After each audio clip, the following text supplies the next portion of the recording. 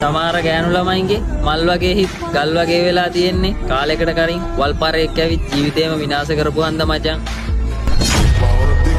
के तुड़ गई ये लड़के काली होना साथी रच के